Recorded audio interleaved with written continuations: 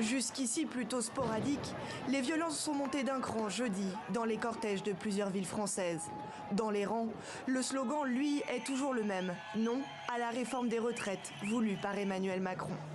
À Paris, la mobilisation a été record. Elle a toutefois été émaillée par des heurts entre les forces de l'ordre et des casseurs dès la tête de cortège. Jets de projectiles contre grenades lacrymogènes, plusieurs commerces ont été dégradés, plus d'une centaine d'incendies recensés. La situation est restée tendue une bonne partie de la soirée. Depuis la préfecture de police de Paris, le ministre de l'Intérieur, Gérald Darmanin, a dénoncé la violence des casseurs venus, selon lui, de l'extrême gauche. Et je voudrais d'ailleurs ici dénoncer le cynisme et je l'ai déjà évoqué, la bordélisation souhaitée par une partie de l'extrême gauche et par l'ultra-gauche qui a organisé ici un appel à brûler des bâtiments publics, des appels au meurtre contre les policiers et contre les gendarmes.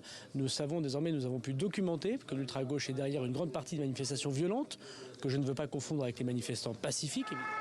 Cette 9e journée de mobilisation intersyndicale a dessiné une carte de France sous tension. En région, en effet, la mobilisation a été massive, mais tout aussi agitée. À Bordeaux, par exemple, le porche de l'hôtel de ville a été brièvement incendié.